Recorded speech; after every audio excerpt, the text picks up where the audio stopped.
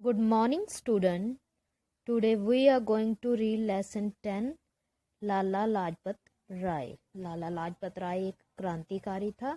आज हम उसी के बारे में पढ़ेंगे। मेरे बदन पर पड़ी एक एक लाठी अंग्रेजी हुकूमत के कफन में आखिरी कील साबित होगी।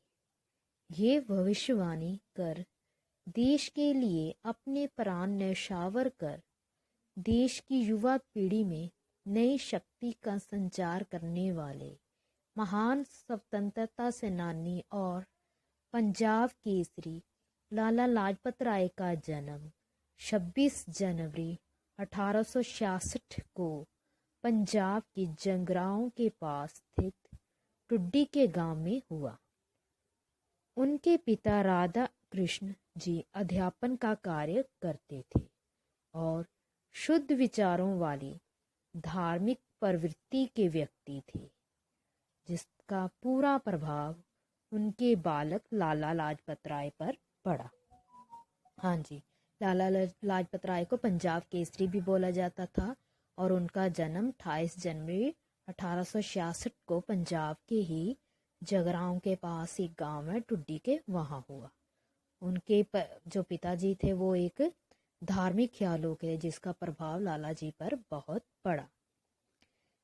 लाला जी की उच्च शिक्षा लाहौर में हुई। वकालत पास करने के बाद हिसार जाकर वकालत करने के साथ साथ सामाजिक कार्यों में हिस्सा लेने लगे और कई वर्ष वहाँ के म्यूनिसिपल बोर्ड के अध्यक्ष रहे, क्योंकि उन्होंने जो उच्च शिक्षा वो उनकी लाहौर में हुई और वकालत उन्होंने हिसार में की और साथ वकालत करने के साथ साथ वो एक म्यूनिसिपल बोर्ड के अध्यक्ष भी रहे। कड़ी मेहनत और ईमानदारी के कारण वकालत में काफ़ी प्रसिद्धि मिली, जिसके कारण वह हिसार छोड़कर लाहौर आ गए, जो उन दिनों क्रांतिकारियों का गढ़ था। यहाँ पहुंचकर भी अपने दयालु स्वभाव के कारण हमेशा गरीब, पिछड़ों और ज़रूरतमंदों की सहायता के लिए आगे होकर कार्य करने लगे। फिर बाद में वो हिसार छोड़कर लाहौर में आ गए और लाहौर उस समय क्रांतिकारियों का अड्डा था, क्योंकि वहाँ पर जो भी देश को आज़ाद करने की गतिविधियाँ वहीं से होती थी और लाला लाजपत राय वहाँ पर सामाजिक कार्य जैसे गरीबों की मदद करना, ये काम साथ साथ करते थे। बंगाल में पड़े भयंकर अकाल में लोगों की सहायता के लिए गांव गांव घूमकर धन इकट्ठा किया। उपरांत देश की आज़ादी के लिए क्रांतिकारी गतिविधियों में हिस्सा लेने लगे, जिसके कारण अंग्रेजों ने गिरफ्तार कर मांडले जेल भेज दिया, जहां से रिहाई के बाद 1914 में कांग्रेस के एक डेपुटेशन में इंग्लैंड गए और वहां से जापान चले गए और वहां पर उन्होंने रहकर क्रांतिकारी गतिविधियों में हिस्सा लेने, बाकी देश को आज़ाद करवाने के लिए जो कार्य हो रहे थे उसमें हिस्सा लेने गए, जिसलिए अंग्रेजों ने उनको गिरफ्तार करके मांडले जेल भेज दिया।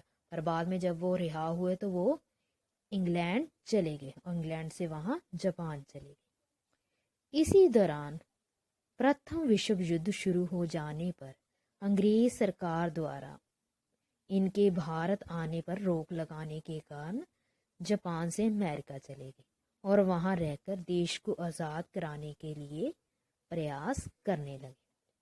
फिर वो क्या हुआ, वो जापान से फिर अमेरिका चले गए और वहीं से अपने देश की आज़ादी की गतिविधियों में हिस्सा लेने लगे। प्रथम विश्व युद्ध की समाप्ति पर भारत लौटकर उन दिनों चल रहे असहयोग आंदोलन में सक्रियता से हिस्सा लिया। कांग्रेस में वरिष्ठ नेता के रूप में स्थान बनाया तथा कोलकाता कांग्रेस अधिवेशन में अध्यक्ष चुने गए। फिर जब युद्ध खत्म हो गया तो फिर वापस भारत आ गए और कार्यों में जो देश को आज़ाद करवाने थे वहाँ से खुलकर हिस्सा लेने लगे। तो वहाँ पर उन्होंने कांग्रेस के एक प्रसिद्ध नेता के रूप में भी उभर कर आए। लाहौर आकर फिर से देश को आज़ाद करवाने के लिए पूरी तरह से सक्रिय हो गए। क्रांतिकारी गतिविधियों के साथ साथ युवाओं को शिक्षित करने के लिए अपने पास से 40,000 रुपये देकर अपने मित्र महात्मा हंसराज के सहयोग से लाहौर में दयानंद एंग्लो विश्वविद्यालय की स्थापना की। यहाँ युवाओं में देश प्यार का जज्बा भरा जाने लगा। फिर क्या हुआ, वो लाहौर आ गए, वहीं पर वो काम करने लगे। फिर उन्होंने क्या किया, 40,000 रुपये देकर अपने मित्र जो उनका था महात्मा हंसराज के सहयोग से उन्होंने एक कॉलेज खोला, जहाँ पर जो नौजवान थे उनमें देशभक्ति का जज्बा भरा जाता था। लाला जी हमेशा ही अंग्रेजों की दमनकारी नीतियों का विरोध बहुत जोश से करते थे और यही कारण था कि 1928 में देशवासियों पर काला कानून लादने की अंग्रेजों की कोशिश का लाहौर में विरोध का नेतृत्व 64 वर्षीय लाला जी ने स्वयं करने का फैसला किया।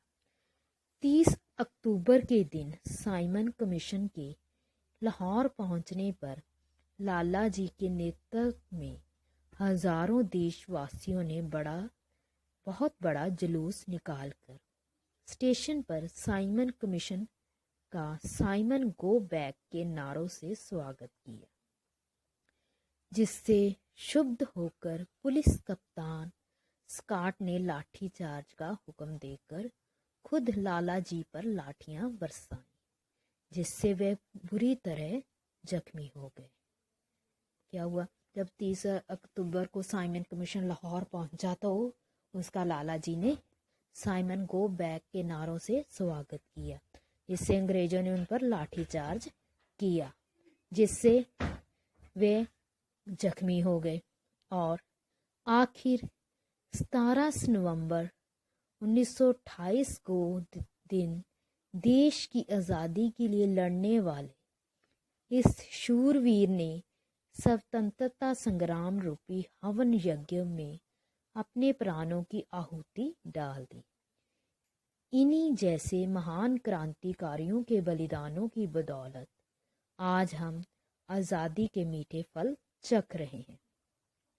जब उस कार्ड ने उस पर लाठीचार्ज किया तो वह बुरी तरह जख्मी हो गए और 17 नवंबर 1928 को वे जख्मी होने के कारण उन्होंने अपने प्राण त्याग दिए। तो ऐसे थे लाला लाजपत राय।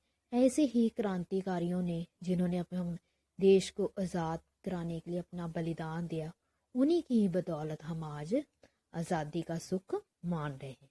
जिससे हमें क्या शिक्षा मिलती है लेसन से, हमें देश की सेवा तथा उसकी उन्नति के लिए लगनपूर्वक कार्य करने चाहिए। मतलब कि जिन्होंने इतना बलिदान देकर हमें आज़ादी दी है तो हमें भी अपने देश की को आगे बढ़ाना चाहिए।